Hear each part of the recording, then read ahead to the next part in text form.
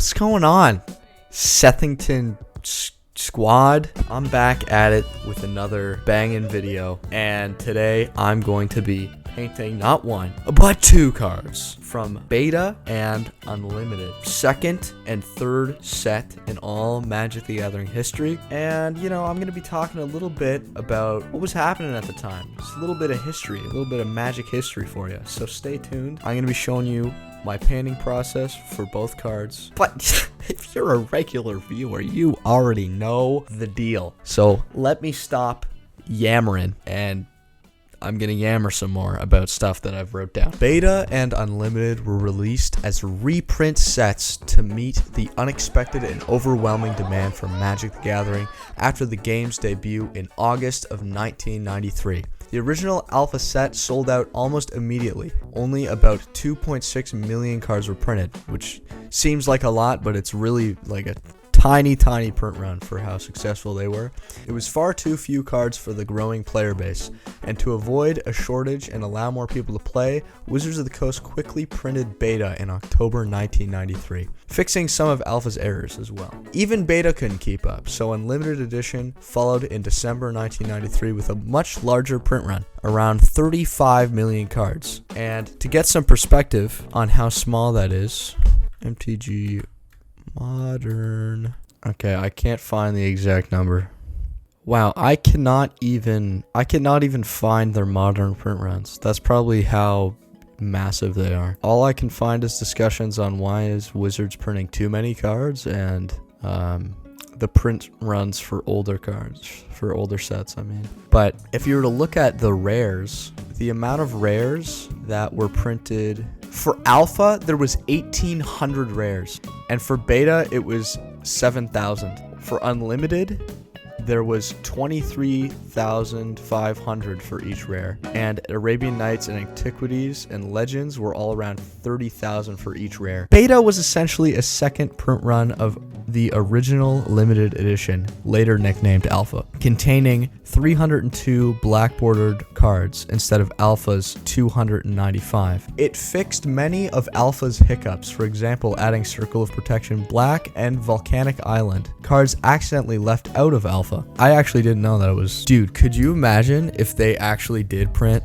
a Volcanic Island in Alpha, and then someone pulls an Alpha Volcanic Island? That would probably be the most expensive card of all time. Anyways, despite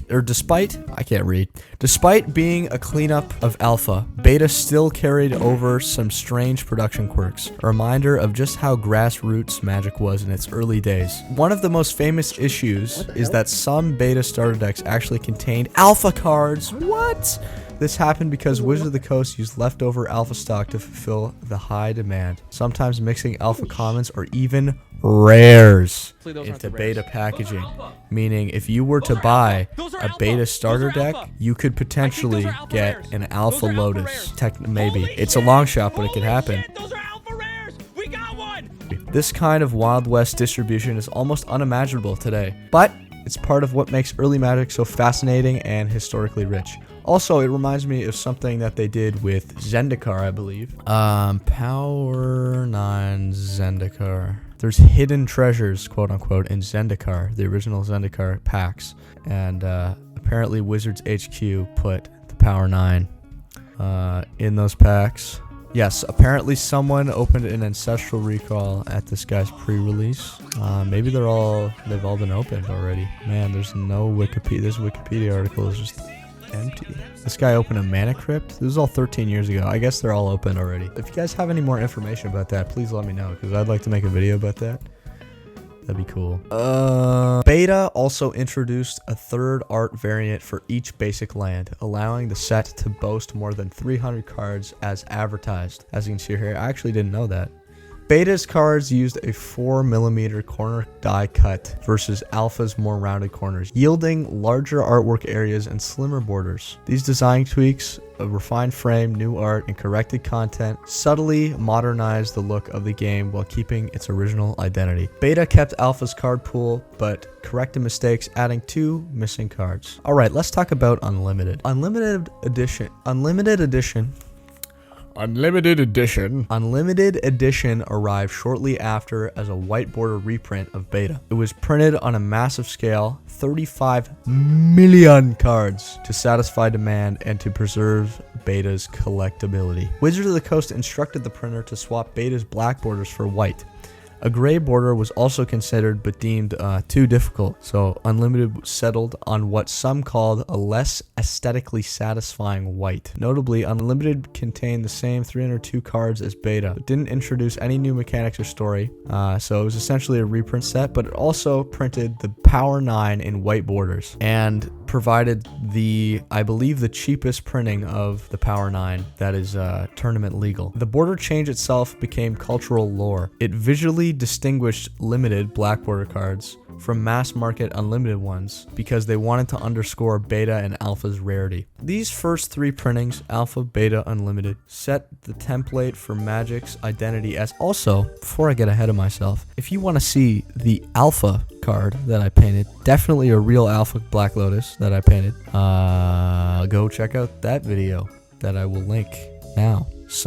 Everyone debate me in the comments whether or not it's real, so the video gets signal boosts. Alright, Beta's launch just months after Magic debuted proved the game was a smash hit. It solidified the idea that the core sets could be reprinted to support the growing player base. As historian Justin Davis notes, by the end of 1993, Magic was Beta. Beta and Unlimited became the bedrock decks for new players, anchoring gameplay even as thematic expansions rolled out. On the collector side, Beta's black borders and corrected artwork made it immediately coveted. Between the three early sets, Beta cards were considered the most desirable due to that combination of black border and sharp corners. Later on, we'll see silver borders to distinguish that the cards aren't tournament legal. And eventually, the white borders will be entirely phased out in favor of black border. Let's talk about the man himself. Prodigal Timmy Sorcerer. He looks like, kind of needs like, I don't know. It just seems like he's kind of sad and he's kind of boring. Oh my goodness. Who is this? Who's this fly individual? Who's this certified hood thugger? Oh my god. Is he wearing a Mox diamond on his neck? What? Who does this guy think he is? Oh my goodness. The amount of aura coming off of this individual is just... Okay.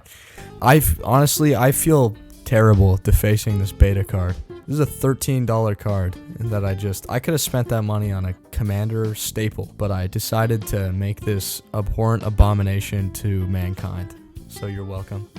Mechanically, Prodigal Sorcerer became famous as a simple blue ping creature, something that isn't really conventional for the blue zeitgeist back in the day, but has become adopted in the red-blue subcategory of Magic. Taps for 1 damage. Sorcerer has influenced how players think of blue wizards, not just as rule-bound scholars, but individuals who might just, be a little delinquent and sling a little 1 damage at your face. Tap you in the noggin. Put you on a 20-turn clock. Over the years, the card style has evolved. Eternal Masters features the new art of Tim, who fans have nicknamed Tim due to his resemblance to the Monty Python character, even inspiring a secret lair. Look at that. And also inspiring this amazing YouTube channel that you're watching. Eternal Masters features Tim with a modern look, but the original Beta art's charm remains iconic for many. And eventually the designers moved such abilities to red. See Planar Chaos Prodigal Pyromancer. So Prodigal Sorcerer's design and art hint at the learning curve in Magic's color system, as well as inspiring color collaboration. Multicolor. Simple ping ability of Prodigal Sorcerer inspired many tap damage creatures through the years, even as designers tweaked color balance. This is quirked up Prodigal Sorcerer. This is Fly Sorcerer. No, hang on. What should his name be? Prodigal Partier. Pimped out Slimy Sorcerer. Silly Sorcerer? No, that's 2. Pimped out Prodigal Sorcerer. Slime-yo Sorcerer. Everyone leave in the comments what I should name him. Swiss Cheese Sorcerer. Swaggy Sorcerer. I'm just rattling them off right now. This is off the dome. I didn't even write this down. Okay, I gotta get on with this video. Now let's talk about Drain Life. This is the other card I'm painting today. This is a unlimited copy of Drain Life. Drain Life is a classic from Magic's very first set in 1993. It's known for its flexibility and role as a finisher in early mono-black control decks. With Dark Ritual or Soul Ring, players could dump huge amounts of mana into it early on, gaining life and controlling the board even more than they would normally. It's also played a key role in Mike Long's infamous Prose Bloom combo deck, where it was used to dump tons of mana generated by Cavernous Bloom into a game-ending Drain Life. Douglas Schulter's art adds to the card's eerie appeal. Dark energy, siphoning life, perfectly fitting Black's theme. It's simple but iconic, and a big part of Magic's early combo legacy. Alright, for this card, I decided to pay homage to Cavernous Bloom and try and depict a more decayed state of the skeleton, like more zoomed in, like more decayed. Thematically, if you had the Cavernous Bloom going and then you play the Drain Life, that's the final nail in the coffin, as it were. I feel like I could have done better on this one. It's not that detailed because I was kind of rushing to get this video done because my cards didn't come in the mail. I'm just coping like really heavily right now.